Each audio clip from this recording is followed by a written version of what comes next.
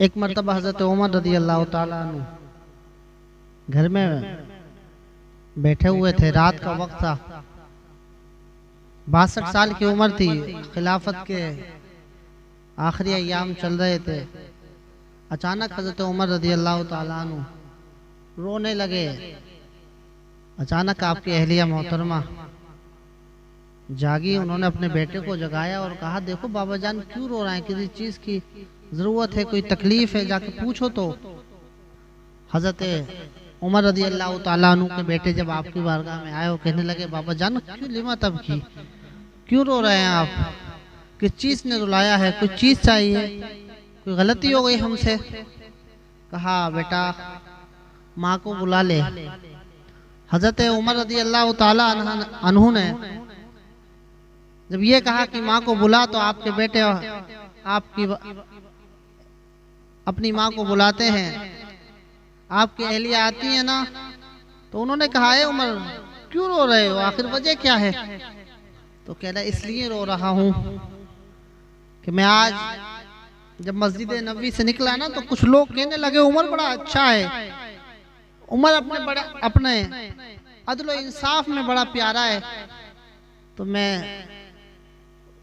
इसलिए रो रहा हूँ कि बाहर वाले तो कह रहे हैं ना मैं अच्छा हूँ, कहीं ऐसा तो नहीं है कि घर में मैंने एतदाल से काम न लिया हो, कहीं ऐसा तो नहीं है कि मैंने घर में तुझे वक्त न दिया हो, कोई शिकायत तो नहीं है, क्या मैंने घर वालों के साथ एतदाल के साथ काम लिया?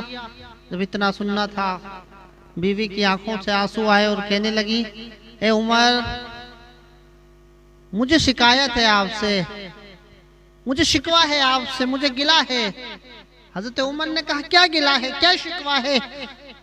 तो आपकी बीवी कहती हैं, उमर पूरा दिन तो आपने, पूरी जिंदगी दिन तो आपने मदीने की गलियों में निकाल दी, पूरा दिन तो अदल इंसाफ में करने में निकाल दिया, पूरी जिंदगी के दिन अदल इंसाफ में निकाल दिए, और रात आपने चादर ओढ़ कर मदीने की गलियों में गुजार दी कि कहीं कोई परेशान तो नहीं है, कहीं कोई किसी को किसी चीज की जरूरत तो नहीं है, कहीं कोई हाजत तो नहीं है, मैं माफ नहीं करूंगी उमर। इतना कहना था ना, हजरत उमर की आंखों से आंसू तो टपक ही रहे थे। कहने लगे, माफ कर दे मुझे अल्लाह की रजा के लिए। बीवी से माफी नहीं मांग रहे थे। लोग कहेंगे बीवी से, क्योंकि अगर देखा जाए बीवी के मुकाबले खाविंद का मुकाम बहुत बड़ा है। अपनी गलती का उसका एहसास कर रहे थे। कहा, मैं तुझे वक्त न दे पाया, क्योंकि एक एहसास था ना। हजरत उमर रज़ी अल्लाह ताला अन्हु की बीवी कहती हैं, मैं माफ कर दूंगी, लेकिन उमर एक शर्त है। कहा, वो कौन सी शर्त है? हजरत उमर की बीवी कहती हैं, उमर मुझसे वादा करके जाओ, मुझसे वादा करके जाओ कि कल क़यामत के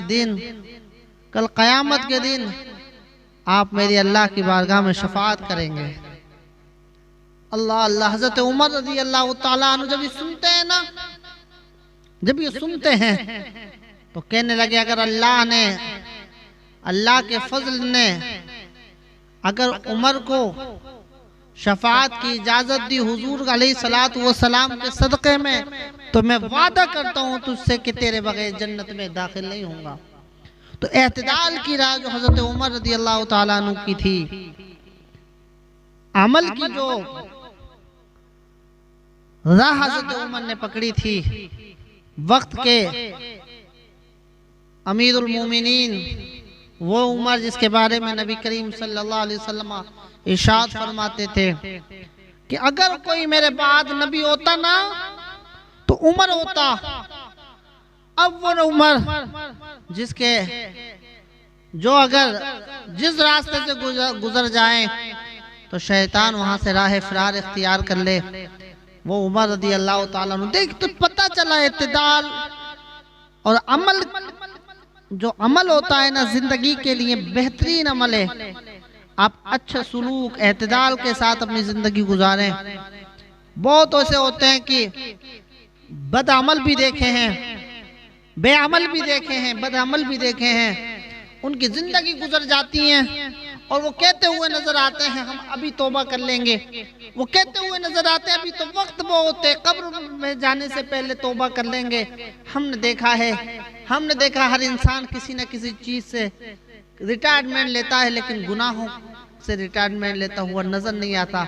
हमने देखा है बहुत सौ की कब्रें खुद चुकी, कितनों की कब्रें खुद चुकी, वो कब्रों में तो चले गए लेकिन उन्होंने गुनाह के रास्ते को न छोड़ा।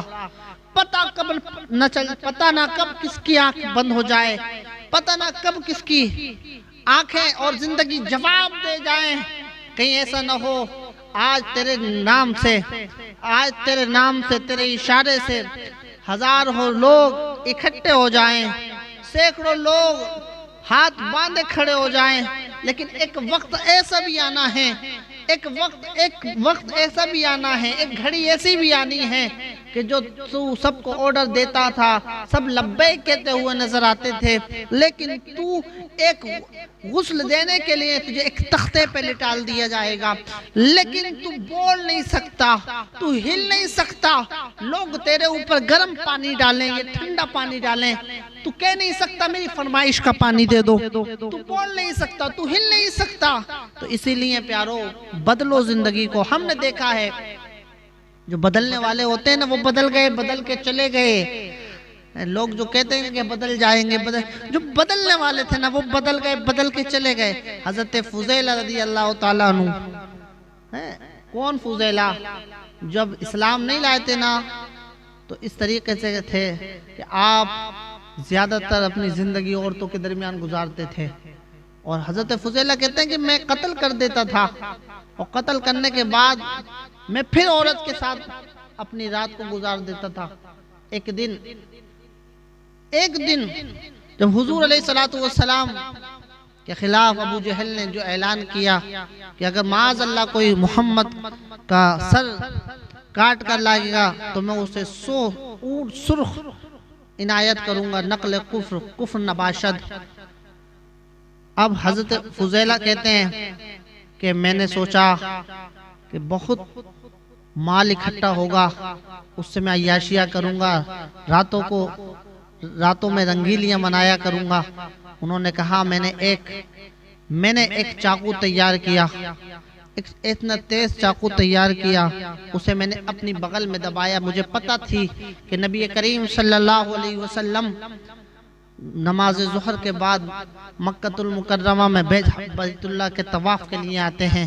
मैंने सोचा वही वक्त होगा माज़अल्लाह मैं मोहम्मद बिन अब्दुल्लाह को कत्ल कर दूंगा, ये सोचना था।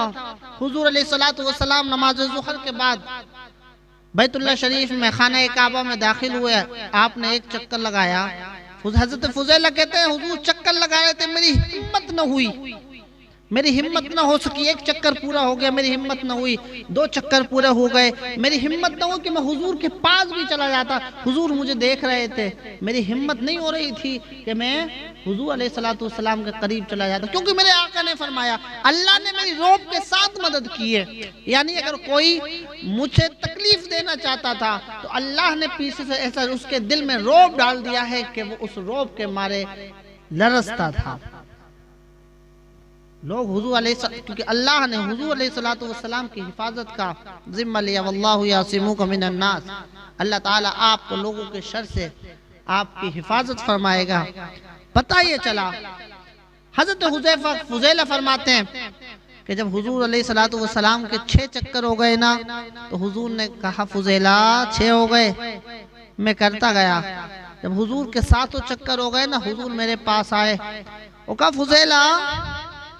फुज़ैला जिस काम के लिए आए हो वो करते क्यों नहीं हो? आए हाय, जो गुलामों से गाफिल हो वो आका कैसा। कहा फुज़ैला जिस काम के लिए आए हो ना वो करते क्यों नहीं हो? हजरत फुज़ैला कहते हैं मैं लरजने लगा। हुजूर ने मुझे हिलाया तो वो जो खंजर जिसको मैं लाया था हुजूर माज़अल्लाह हुजूर के कत्ल के इरादे से वो नीचे गिर गया। जैसे वो खंजर नीचे गिरा मैं हुजूर के कदमों में गिर पड़ा और कहने लगा हुजूर मुझे कलमा पढ़ाकर मुसलमान कर लीजिए। हुजूर ने पहले मेरा हाथ, अपना हाथ मेरे सीने पे फेरा, मेरे दिल पे फेरा। उसके बाद मुझे कलमा तैयबा पढ़ाया। अल्लाह अल्लाह। आज लोग कहते हैं कि हुजूर को इल्म गैब नहीं है, और कोई गैब क्या तुमसे निहा हो भला, जब न खुदा ही छुपा तुम पे करोड़ों दुरूद। अब हजरत फुजैला जब आए थे ना, तो रास्ते में एक खातून का घर था जिसके साथ वो रातें गुजारते थे। उस आए थे तो कहकर आए थे रात को तैयार रहे नमाज अल्लाह, मैं आज तेरे साथ रात गुजारूंगा। अब वो गए ना, तो वो औरत अपने गेट पे खड़ी थी, दरवाजे पे खड़ी। उसने कहा फुजैला। हजरत फुजैला आगे बढ़े, नहीं सुना। वो सोच रही थी कि रुक जाएंगे, लेकिन आन के खड़ी हो गई। कहा फुजैला तू तो वही है ना जो मुझसे कह के गया था कि मैं आऊंगा तेरे साथ रात गुजारूंगा, तुझे क्या तू वही फुजैला नहीं है जो यहाँ से होकर गया था?